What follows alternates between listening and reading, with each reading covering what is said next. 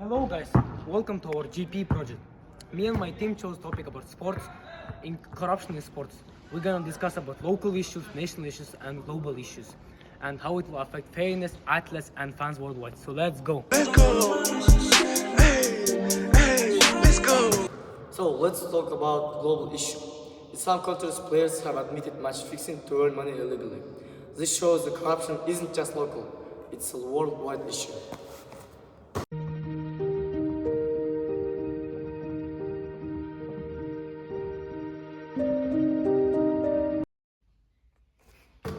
Another major form of corruption is doping. Studies show that 95% of recorded corruption cases in sport involve doping. We all remember the scandal like Lance Armstrong, who won 7 Tour de France titles, but later on stripped of all of them for systematic doping. Or Russia state-sponsored doping program, which led to the country being banned from the Olympic Games for several years. And this just ruins the game, also for the fans. Imagine watching a football match and later on discovering the result was already fixed before kickoff. This sense of betrayal is happening worldwide.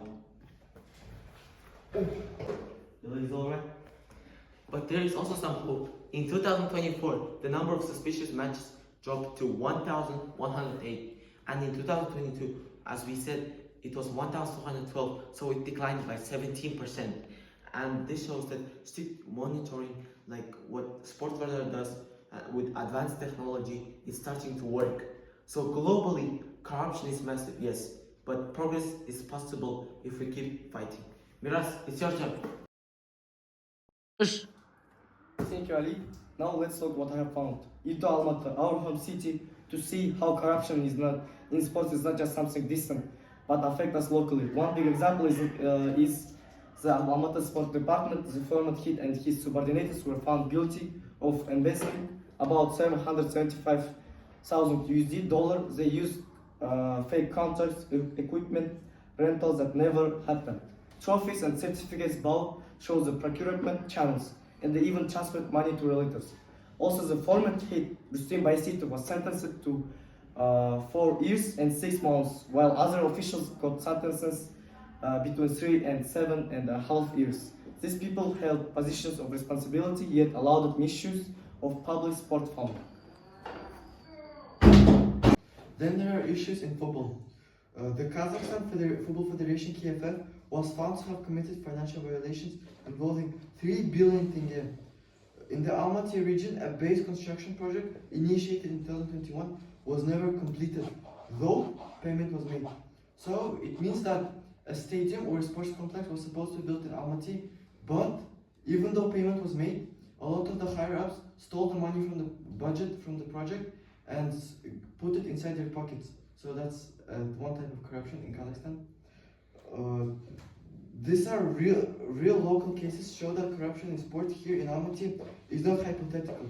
It influences which athletes get support, how facilities are made or maintained, and whether public money truly reaches the people. Because when funds are misused, local teams may use opportunities or young athletes may not get the opportunities that they deserve, and Kazakh football will forever be the most boring and the most poor and the most undeveloped football in the world. So yeah, unless we make a change in corruption in Almaty, in Kazakhstan, Kazakh football, Kazakh sport, Kazakh box, nothing will succeed because everything will still remain underdeveloped and the higher-ups will keep stealing the money inside their pockets. So yeah.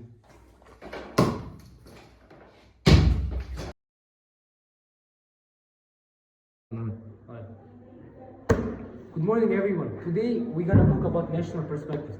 Me and my team made a good research about corruption. So let's get started. Survey on corruption and Olympic results. A Demerscope survey found that 40.6% of people believe corruption is the main reason Kazakhstan performed poorly at the Paris Olympics. Other cases mentioned poor training, lack of funding, unqualified coaches and weak facilities, and poor youth sports development. Foreign athletes and funding. And the anti-corruption agency reported that 126 foreign athletes were signed over 33 years. About half of them returned to their home country. Kazakhstan spent 2.8 billion for the sports for the last 6 years. Now they want to spend 2.6 billion for for next 2 years. Elite sports gets 9 times more funding than mass participation sport. New law on public funding, April 2025. President Qasem-Jomart Tokayev signed a new law banning the use of state money to fund the foreign athletes. Public funds will now support Kazakh athletes, local clubs, and support infrastructure only. Vice Minister Admissions and Reforms, the Vice Minister of Sports, admitted there are still corruption issues in the sector.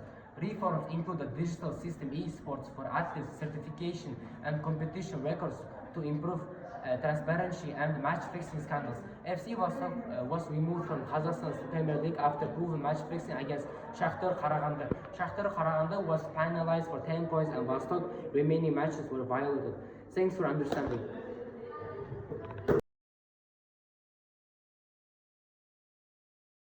First, make funding transparent. Everything your dollar used for sport must be shown publicly. From stadiums budget to athlete salaries. Countries like Norway and Japan already use open online systems that track how every coin in sport is spent. Kazakhstan's new digital monitoring system is a good start, but it should also be open to the public. Secondly, we need independent anti-corruption committees inside every sports federation. People who are not connected to politicians or big clubs. This helps prevent bribery in team selections, refereeing, and contracts. So the third, educate young athletes from school levels. They should learn about ethics, fair play, and how corruption is destroys the opportunities from everyone.